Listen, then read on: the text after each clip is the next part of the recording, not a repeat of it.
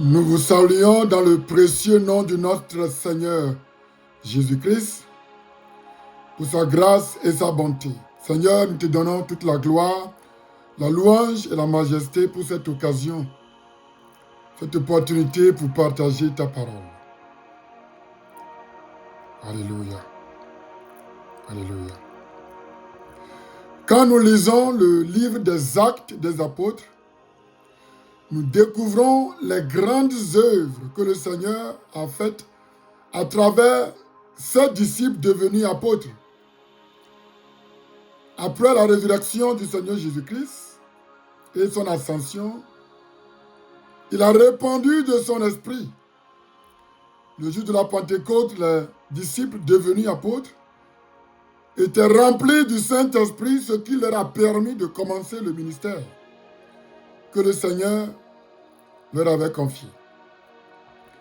La Bible parle de l'ombre de Pierre qui a guéri les malades.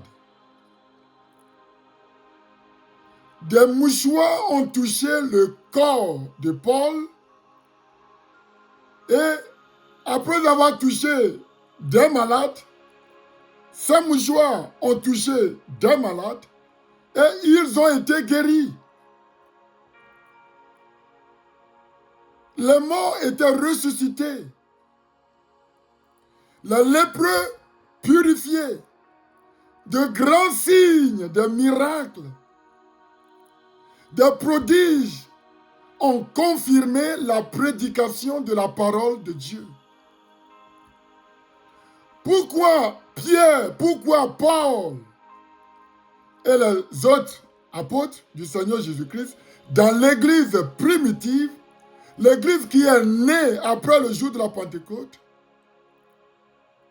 comment ont-ils été si utilisés? Comment ont-ils été si utilisés par le Saint-Esprit?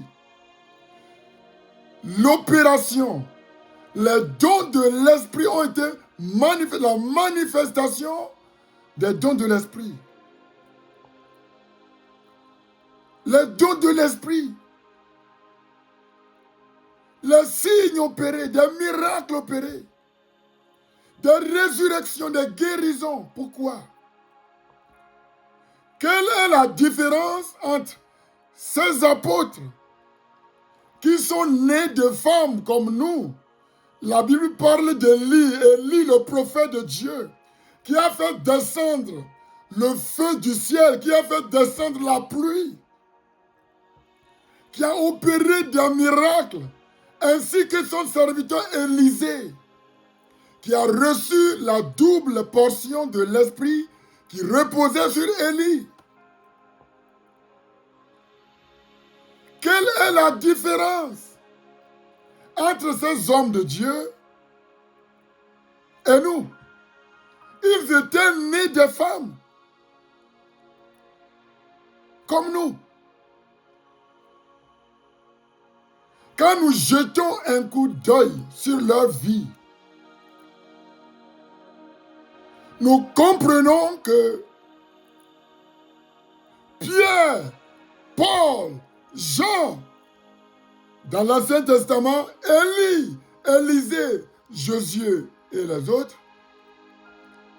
ont mené une vie consacrée, une vie mise à part, une vie séparée du monde et du péché.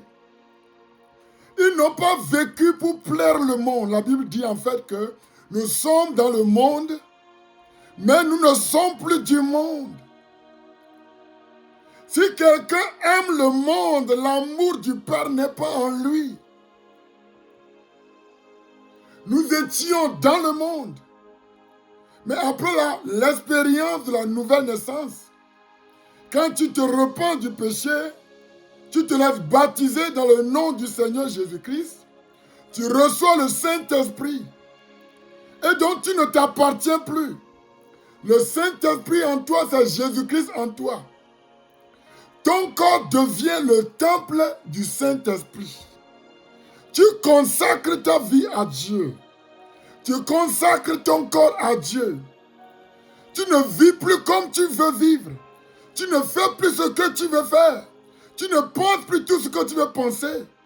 Et tu ne dis plus tout ce que tu veux dire. Parce que ta vie appartient à Dieu.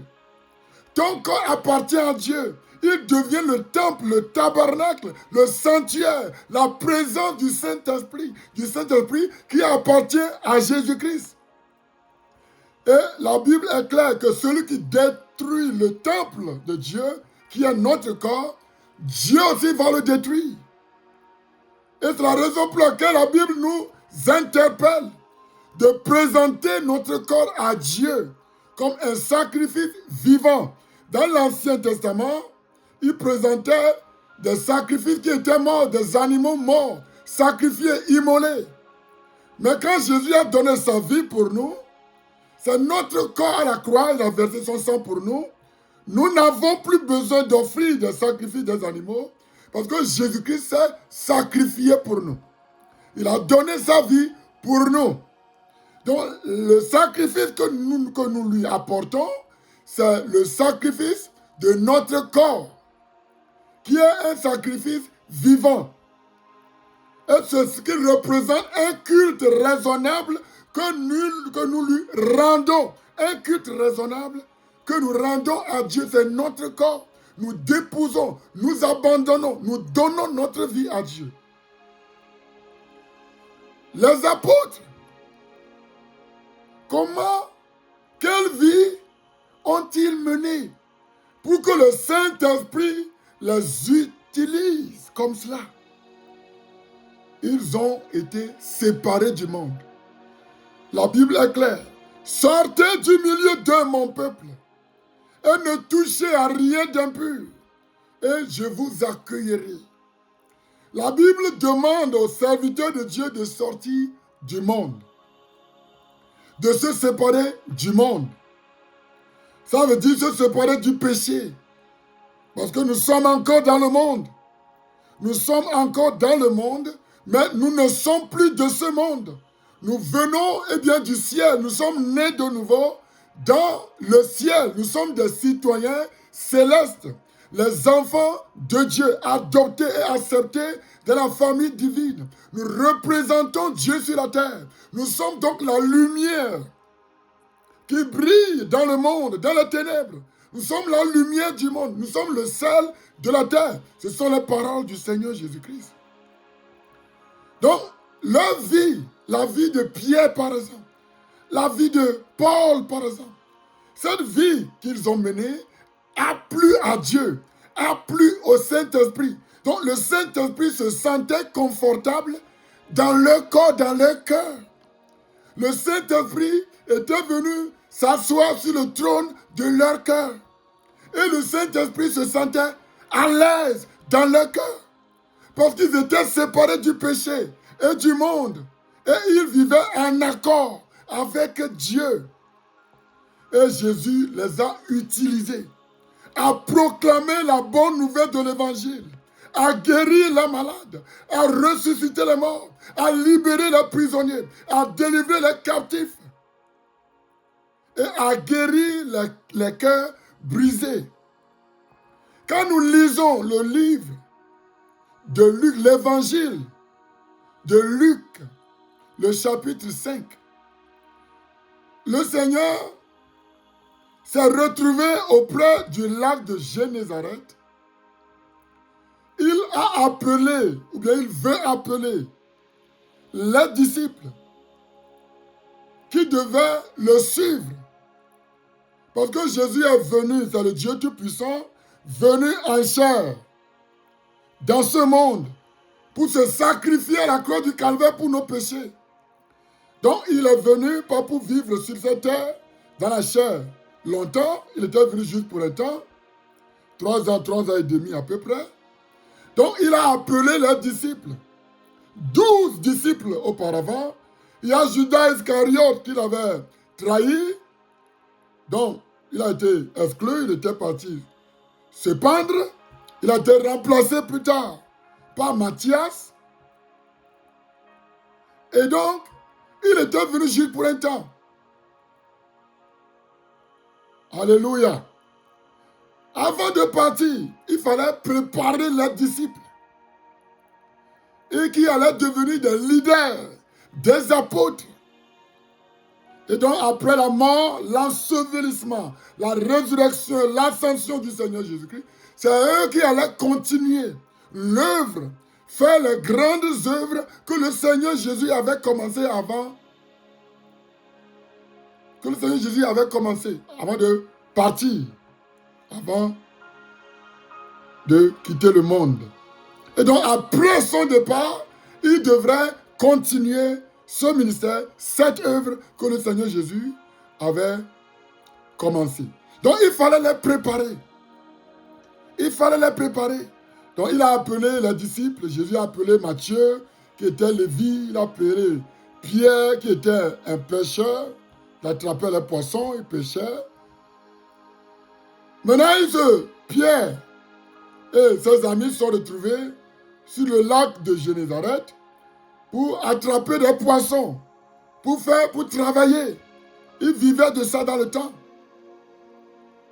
Ils vivaient de la pêche. Donc il y avait une grande foule qui était auprès du lac de Génézareth. Et quand Jésus était venu, ils ont vu Jésus et ils se pressaient. Ils voulaient écouter la parole du Seigneur. Ils avaient faim et soif de la parole. Là, Jésus est arrivé auprès du lac de Génézareth. Ça, c'est dans Luc 5, que vous pourriez le lire, à partir du verset 1 au verset 11. Il y avait 2 pirogues à côté du lac. Les pirogues étaient vides parce que les propriétaires étaient sortis des pirogues pour aller laver leur filet. La Bible dit qu'il y avait une pirogue qui appartenait à Pierre. Donc Jésus est monté dans cette pirogue-là et a demandé à Pierre d'avancer sur l'eau. Donc, dans la pirogue, Jésus a commencé par enseigner la foule qui était auprès du lac pour l'écouter. Donc, après son enseignement, Jésus va demander à Pierre d'enfoncer dans l'eau profonde, d'aller un peu plus. Il lui a montré la direction, qu'il n'a qu'à essayer, parce que Pierre et ses amis avaient essayé d'attraper des poissons toute la nuit et ils n'ont rien attrapé. Ils n'ont rien eu. Donc, découragés, ils lavaient les filets pour retourner chez eux à la maison. Et c'est en ce moment-là que Jésus était venu. Qu'est-ce que je voulais dire? Donc, quand Jésus est venu, la première chose que Jésus a faite, il est monté dans la pirogue qui appartenait à Pierre. Je veux dire à quelqu'un, et je veux vous dire ce soir, que suivre le Seigneur Jésus a un prix. Suivre le Seigneur Jésus a un prix. Maintenant, le premier prix que Pierre allait payer, c'était d'abord sa vie. Et Jésus ne les avait pas seulement appelés comme ça, Jésus les avait mis à l'épreuve. Jésus les avait testés. Donc quand Jésus t'appelle, il va te tester. Il va te mettre à l'épreuve. Il va t'éprouver pour découvrir ce que tu as dans ton cœur, ce que tu as dans tes pensées. Parce que Dieu, l'homme déclare que Dieu ne regarde pas à l'apparence, à ce qui frappe aux yeux. Dieu regarde notre cœur, dans notre cœur. Il est le Dieu omniprésent, omnipotent et omniscient. Il regarde dans ton cœur. C'est pourquoi quelqu'un peut tromper les hommes, mentir aux hommes, mais il ne peut pas tromper Dieu. Parce que Dieu sait tout. Il lit nos pensées. Il voit tout ce qui se trouve dans notre cœur. Alléluia. C'est pourquoi quand Dieu t'appelle, il va te mettre à l'épreuve. Il va te tester. Mais le premier test qu'il a fait aux disciples, et surtout à Pierre et à ses amis, c'était le test de la propriété. Donc la pirogue appartient à Pierre, mais Dieu l'a testé. Jésus est monté dans la pirogue pour voir la réaction de Pierre. Pour voir sa réaction. Pierre n'avait pas refusé. Pierre a accepté de mettre sa pirogue à la disposition du Seigneur Jésus pour pouvoir prêcher la parole de Dieu à la foule qui était auprès du lac de Génézareth. Donc le premier test, la première épreuve, c'était la propriété. La pirogue qui appartenait à Pierre a été utilisée par le Seigneur pour prêcher sa parole. Deuxième test, il a demandé à Pierre d'avancer et de jeter encore le filet. Et Pierre dit non, maître, toi tu ne comprends pas, tu ne sais pas ce qui se passe. Nous avons travaillé toute la nuit et nous n'avons rien eu. Nous n'avons pas attrapé un seul poisson. Donc ils sont découragés et ils voulaient repartir à la maison. Mais Pierre a dit au Seigneur Jésus, sur ta parole, parce que tu l'as dit, je vais jeter le filet. Pour le deuxième test que Jésus a fait aux disciples, c'était le test de l'obéissance. Des fois, nous ne voulons pas faire des choses que Dieu nous demande de faire. Mais parce que Dieu a dit, parce que le Seigneur Jésus a dit, nous obéissons. Nous n'avons pas besoin de comprendre tout. Mais parce que Jésus l'a dit, parce que le Seigneur l'a dit, parce que Dieu l'a dit, nous courons, nous obéissons à la parole de Dieu et nous faisons ce qu'il nous demande. Alléluia. Pierre ne voulait plus continuer à pécher parce qu'il avait essayé toute la nuit et voulait rentrer à la maison parce qu'il était fatigué. Retourner à la maison, se reposer, dormir et revenir peut-être plus tard ou bien demain. Il ne voulait plus quand Jésus lui a dit d'essayer. Il a dit non, on a déjà essayé, on n'a rien eu. Et sachez que Pierre, c'est un spécialiste. C'est un expert. Il sait exactement là où se trouvent les poissons. Mais Jésus est souverain. Jésus sait tout. Pierre ne savait pas tout. Il croyait qu'il savait tout. Il croyait qu'il savait tout. Il croyait qu'il était plus intelligent que Jésus. Mais Jésus lui a prouvé que non, Pierre, tu n'es pas plus intelligent que moi. Je suis plus intelligent que toi. Parce que c'est moi qui t'ai créé. C'est Jésus qui nous a créés. Nous ne pouvons jamais être plus intelligents que lui. Et il a prouvé à Pierre. Alléluia. Mais Pierre a obéi. Même s'il ne voulait pas. Même s'il ne comprenait pas. Il a dit, ok, parce que tu l'as dit, sur ta parole, je vais jeter. Et quand il a jeté le filet, il a attrapé tellement de poissons. Beaucoup de poissons. Beaucoup de poissons. Ah, c'était merveilleux. Et quand Pierre a réalisé cela, oh, Shebo, Kadaba, Cha. Là, on déclare que les filets se rompaient. Et parce que les filets se rompaient, parce que les poissons étaient nombreux, ils ont demandé à leurs partenaires, il y avait encore d'autres, sur d'autres pirogues qui essayaient de pêcher, d'attraper les poissons. Donc, ils ont demandé à ces gens-là de venir les aider. Et ils étaient venus avec leurs pirogues. Et les deux pirogues étaient remplies de poissons. Et on commençait même pas s'enfoncer. S'enfoncer dans l'eau. Incroyable. Incroyable. Ça s'appelle, maintenant, c'est le troisième test, le test de l'unité. Donc quand ils ont attrapé beaucoup de poissons, ils n'avaient pas gardé tous les poissons pour eux-mêmes. Ils ont demandé aux gens de venir les aider. Donc quand Dieu t'appelle, quand Jésus t'appelle, le troisième test, c'est le test de l'unité. Es-tu prêt à travailler avec le corps du Christ? Et quand je parle de l'unité, je ne parle pas de l'unité dans le péché, dans la rébellion. Je ne parle pas de l'unité dans la chair, dans le monde. Je parle de l'unité dans l'esprit. Alléluia. Parce que deux personnes ne peuvent pas marcher ensemble si elles ne sont pas d'accord. Pour être unies, il faut s'assurer que l'autre personne est en esprit. Crois au Seigneur Jésus-Christ. Aime le Seigneur Jésus-Christ. Vis en accord avec la parole de Dieu. Vis pour pouvoir plaire au Seigneur Jésus-Christ. Vis dans l'obéissance. Vis dans la sainteté, dans l'humilité, dans la pureté. Donc ça, c'était le troisième test. Le quatrième test maintenant, alléluia. La Bible déclare que quand Pierre a vu la quantité de poissons attrapés, il s'est prosterné devant le Seigneur Jésus-Christ et lui a dit, Seigneur, retire-toi de moi parce que je ne suis qu'un pécheur.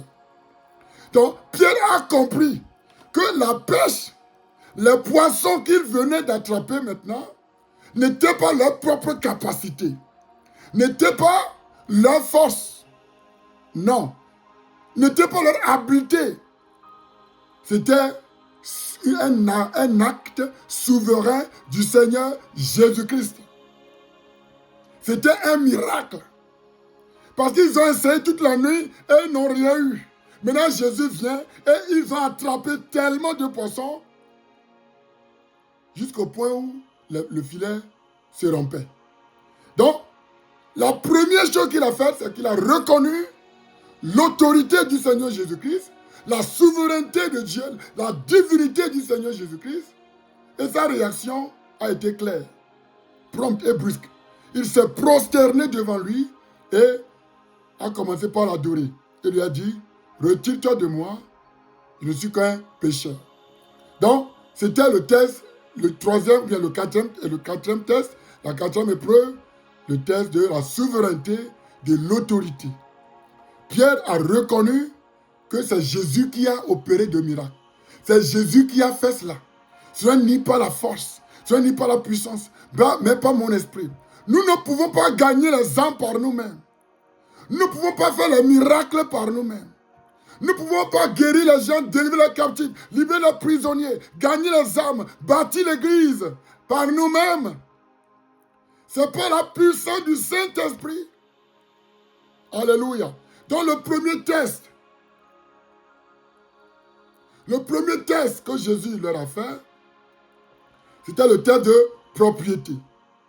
La pirogue appartenait à Pierre, mais Jésus l'a utilisée. En fait, tout appartient à Dieu, en fait. Alléluia. Et nous nous sommes appelés à les gérer. Donc, le deuxième test, c'était le test de l'obéissance. Pierre ne voulait plus continuer à attraper la pêche, attraper les poissons, parce qu'il a essayé toute la nuit, il n'avait rien attrapé, il voulait rentrer à la maison. Mais parce que Jésus a dit, il a obéi. Troisième test, le test de l'unité. Quand ils ont attrapé tellement de poissons, ils avaient besoin de l'aide, ils ont demandé de l'aide, d'autres sont venus les aider, des partenaires. Mais tu ne peux pas être partenaire de tout le monde. Tu dois être partenaire, toi enfant de Dieu, toi apôtre, toi serviteur de Dieu, évangéliste, pasteur, prophète. Tu dois être partenaire des enfants du même Dieu que toi, qui adorent le même Dieu que toi. Alléluia. Et maintenant, le quatrième test, c'était le test de la souveraineté, la reconnaissance de la gloire de Dieu. Il a donné gloire à Dieu. C'est ça. Est-ce que nous sommes prêts à donner la gloire, toute la gloire à Dieu? Est-ce que nous sommes prêts à reconnaître que c'est Jésus qui a opéré les miracles? L'Église appartient à Jésus-Christ. Il est la tête de l'Église. Nous sommes les membres du corps du Christ qui est l'Église. C'est Jésus qui gagne les âmes. Alléluia. Et nous lui donnons toute la gloire. Ce n'est pas nous. Ce n'est pas nous qui devons être célébrés. Donc toi en tant que pasteur qui m'entend, toi en tant que prophète, toi en tant qu'apôtre, toi en tant qu'évangéliste, en tant qu'enseignant, toi en tant qu'apôtre, prophète, évangéliste, pasteur ou enseignant, toi tu es un instrument seulement. Tu es un vase seulement que Dieu utilise pour la gloire de son nom. Donc, tu es appelé à donner toute la gloire à Jésus-Christ. Tu es appelé à donner toute la gloire à Dieu. Parce que nous ne pouvons rien faire sans Dieu. Tu ne peux rien faire sans Dieu. Tu ne peux pas bâtir, c'est son église, c'est son esprit, c'est sa parole. Donc nous devons donner toute la gloire au Seigneur Jésus-Christ et reconnaître que tout ce que nous sommes et tout ce que nous avons vient de lui. C'est lui qui est la source de toutes les provisions. Il est la tête de l'église qui lui appartient. Alléluia. Donc les hommes et les femmes sont juste utilisés pour la gloire de son nom.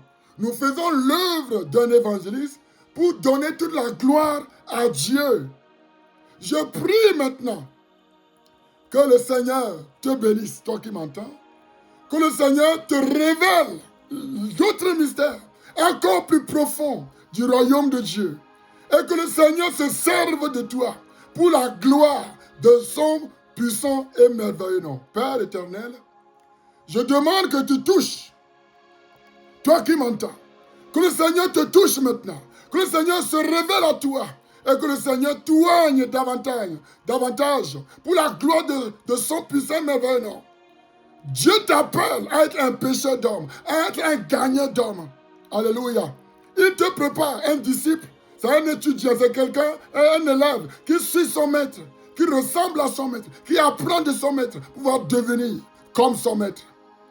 Que Dieu t'accorde sa sagesse supérieure, un esprit supérieur, sa connaissance, son intelligence. Es-tu malade? On déclare que Dieu, le Seigneur Jésus, est mort pour nos péchés. Il est enseveli. Il est ressuscité le 3e jour. Alléluia, c'est pas ça, mais ici que nous sommes guéris. Si tu m'entends, tu n'es pas encore né de nouveau. Je te demande de te repentir. Acte 2, 38. Laisse-toi baptiser dans le nom du Seigneur Jésus-Christ et reçois le Saint-Esprit. Alléluia. Ta vie va changer. Donc je prie que tu sois guéri si tu es malade. Je prie que le cancer disparaisse de ton corps. Je prie, alléluia, que la douleur disparaisse de ton corps. Je prie, alléluia, que toute maladie qui te ronge, que ces maladies disparaissent. Au nom du Seigneur Jésus. Esprit impur, je te commande de quitter le corps. De toi qui m'entends en ce moment. Sois guéri, sois délivré et sois libéré. La gloire revient à Jésus. C'est Jésus-Christ seul qui guérit. C'est lui qui libère. C'est lui qui délivre. Je lui donne toute la gloire et sois béni au nom du Seigneur Jésus-Christ. Amen.